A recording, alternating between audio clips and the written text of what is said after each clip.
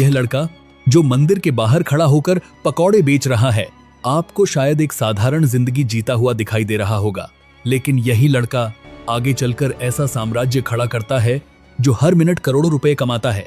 और एक समय ऐसा आता है जब इसका नाम एशिया के सबसे अमीर और प्रभावशाली लोगों में गिना जाने लगता है। यह कहानी है धीरूभाई अंबानी की। 28 दिसंबर 1932 गुजरात के चोरवाड़ नामक एक छोटे से गांव में जन्मे धीरूभाई का बचपन बेहद साधारण परिस्थितियों में बीता।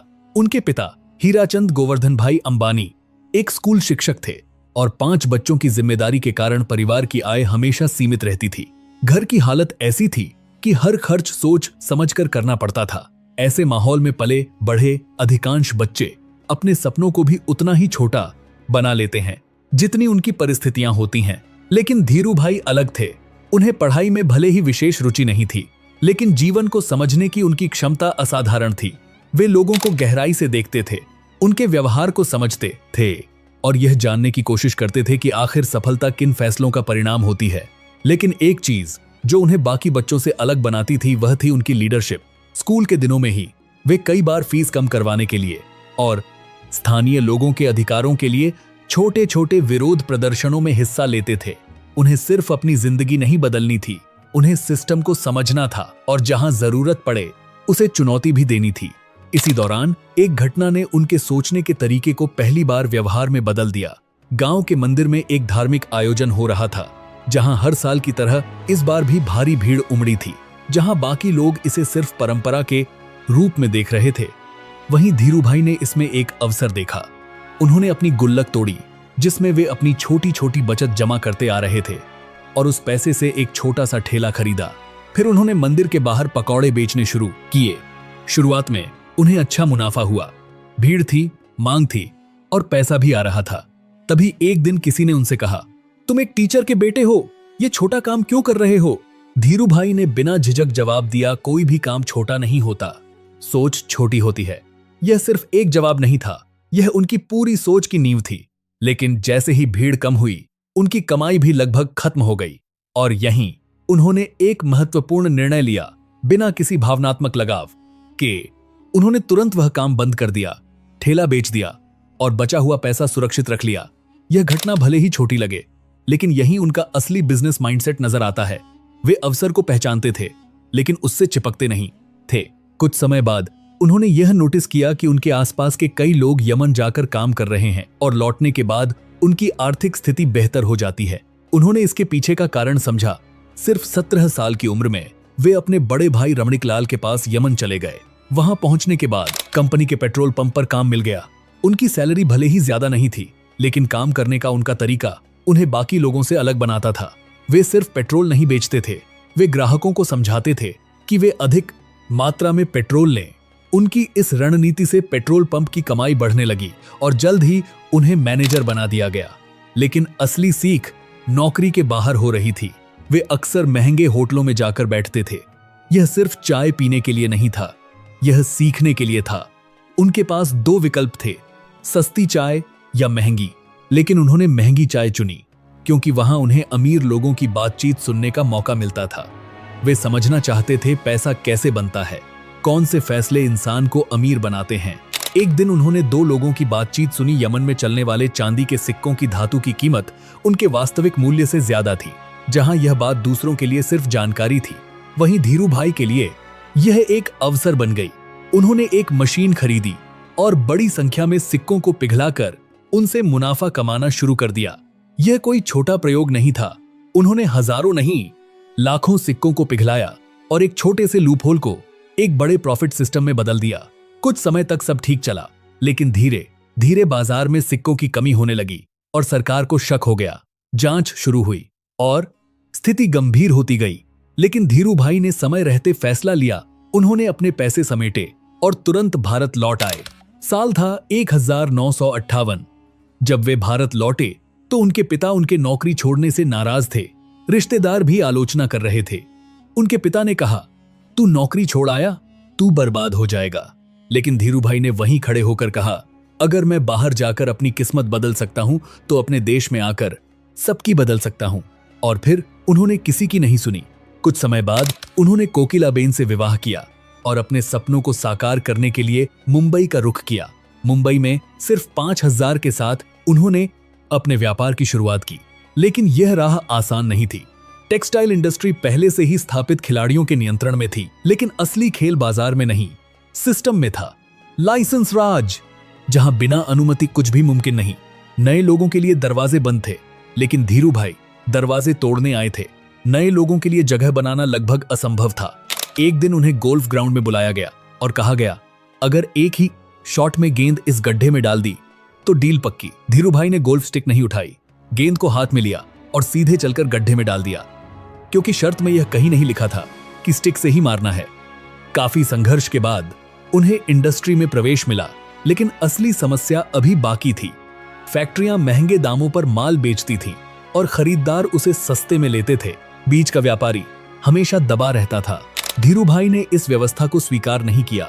उन्होंने लोगों से कहा, फैक्ट्री वाले मिलकर हमें महंगा बेचते हैं और खरीदार मिलकर हमसे सस्ता खरीदते हैं, और बीच में हम सबसे ज्यादा मेहनत करके भी गरीब हैं। यह सिर्फ बिजनेस नहीं था, यह सोच बदलने की शुरुआत थी। उन्होंने व्यापारियों को एकजुट किया और बेहतर शर्तों पर काम करने का फैसला लिया।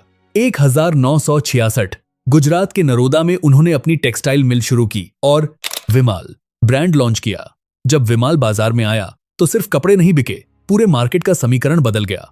लोगों ने पहली बार महसूस किया कि अच्छी क्वालिटी सस्ती भी हो सकती है। सिर्फ 2 दिनों में दुकानों के बाहर लंबी कतारें लग गईं। जब लोगों ने कहा, तुझे कोई नहीं जानता, तेरे कपड़े नहीं बिकेंगे, तो उन्होंने जवाब दिया, एक दिन ऐसा आएगा जब टाटा बिड़ला से पहले मेरा नाम लिया जाएगा। और यह सिर्फ एक दावा नहीं था, यह आने वाले समय की घोषणा थी।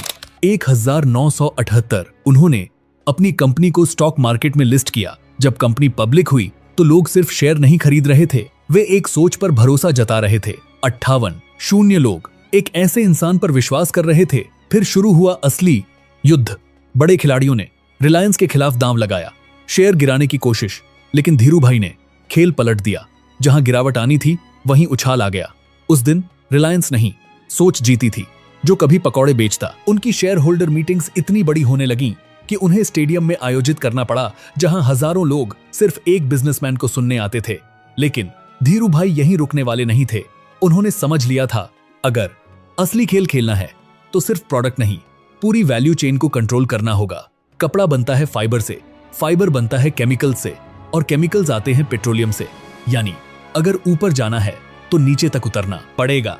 इसी सोच के साथ उन्होंने पाताल गंगा में पॉलिएस्टर प्लांट शुरू किया। अब रिलायंस खुद फाइबर बनाने लगी थी, लेकिन अभी भी कुछ चीजों के लिए उन्हें दूसरों पर निर्भर रहना पड़ता था। इस डिपेंडेंसी को खत्म करने के लिए उन्होंने अगला कदम उठाया, पेट्रोकेमिकल प्लांट्स। अब कंपनी खुद रॉ केमिकल्स बनाने लगी। धीरे धीरे रिलायंस एक ऐसी कंपनी बन रही थी जो हर चरण को खुद नियंत्रित कर रही थी। लेकिन उनका विजन अभी भी अधूरा था। अब बारी थी ऑयल रिफाइनरी की। उन्होंने फैसला किया, रिलायंस कच्चे तेल से लेकर फाइनल प्रोडक्ट तक सब कुछ खुद बनाएगी। गुजरात के जामनगर में शुरू हुआ एक विशाल प्रोजेक्ट जिसने भारत की इंडस्ट्रियल हिस्ट्री बदल दी। एक ऐसी रिफाइनरी जो अकेले ही देश के क्रूड ऑयल का बड़ा हिस्सा प्रोसेस करने लगी। यहां से निकल रहा था डीजल, पेट्रोल, केरोसिन और हाई वैल्यू पेट्रोकेमिकल्स। अब रिलायंस किसी पर निर्भर नहीं थी, यह बन चुकी थी एक कंप्लीट वैल्यू चेन। एक समय पेट्रोल पंप पर काम करने वाला लड़का अब उसी इंडस्ट्री की दिशा तय कर रहा था जिससे पूरी दुनिया चलती है। लेकिन 1986 धीरू भाई अंबानी को दिल का दौरा पड़ा। डॉक्टरों ने साफ कहा, अब जिंदगी पहले जैसी नहीं रहेगी। लेकिन धीरू भाई हार मानने वालों में से नहीं थे। उन्होंने खुद को बदला, अपनी लाइफस्टाइल बदली और कुछ ही महीनों में वापस खड़े हो गए। और यहीं से शुरू हुआ उनकी जिंदगी का गोल्डन फेज। रिलायंस अब सिर्फ एक कंपनी नहीं थी, यह एक इंडस्ट्रियल जायंट बन चुकी थी। ऐसा नाम जो पूरे भारत में गूंज रहा था। लेकिन हर महान कहानी का एक अंत होता है। साल 2002 धीरू भाई अंबानी को एक और स्ट्रोक आया। इस बार लड़ाई थोड़ी कठिन थी। 6 जुलाई 2002 वह दिन जब एक युग समाप्त हो गया। उनके जाने के बाद साम्राज्य हिल गया। मुकेश और अनिल रास्ते अलग, रिलायंस 2 हिस्सों में बंट गई। लेकिन यहीं से असली कहानी शुरू हुई। आगे बढ़ा उनके बेटे मुकेश अंबानी के साथ। मुकेश अंबानी ने इस विरासत को सिर्फ संभाला नहीं, उसे एक नए स्तर पर पहुंचा दिया। जामनगर रिफाइनरी दुनिया की सबसे बड़ी बन गई। लेकिन उनका विजन यहीं नहीं रुका। उन्होंने समझ लिया था आने वाला समय डिजिटल दुनिया का है। और फिर आया 2016। जियो, एक ऐसा कदम जिसने पूरे देश की तस्वीर बदल दी। इंटरनेट सस्ता हुआ, गांव जुड़े और करोड़ों लोग पहली बार डिजिटल दुनिया से जुड़े। आज रिलायंस सिर्फ एक कंपनी नहीं है, यह एक इकोसिस्टम है। एनर्जी, टेलीकॉम, रिटेल, डिजिटल, हर जगह एक ही नाम, रिलायंस। जो लड़का कभी मंदिर के बाहर पकौड़े बेच रहा था, उसी ने आगे चलकर एक ऐसा साम्राज्य खड़ा किया जिसकी कीमत आज लाखों करोड़ रुपए में है। रिलायंस सिर्फ एक कंपनी नहीं, भारत की सबसे ताकतवर कंपनियों में से एक है। एक समय ऐसा आया जब अंबानी परिवार एशिया का सबसे अमीर परिवार बन गया। दुनिया के सबसे अमीर लोगों की लिस्ट में उनका नाम शामिल हुआ। हर दिन, हर घंटे करोड़ों नहीं, हजारों करोड़ रुपए का कारोबार, तेल से लेकर टेलीकॉम तक, रिटेल से लेकर डिजिटल तक। ऐसा कोई क्षेत्र नहीं जहां उनका असर ना हो। लाखों लोग उनके लिए काम करते हैं, करोड़ों लोग उनकी सर्विसेज इस्तेमाल करते हैं और पूरा देश कहीं ना कहीं उस सिस्टम से जुड़ा हुआ है जो उन्होंने बनाया था। लेकिन इतनी बड़ी ताकत की शुरुआत सिर्फ 5,000 से हुई थी। ना कोई गारंटी, ना कोई सेफ्टी नेट, सिर्फ एक सोच, छोटा मत सोचो। और यही वजह है कि आज धीरूभाई अंबानी का नाम सिर्फ अमीर लोगों में नहीं, बल्कि उन लोगों में लिया जाता है जिन्होंने पूरा खेल बदल दिया। अगर आपको ये वीडियो पसंद आया तो अभी सब्सक्राइब कीजिए।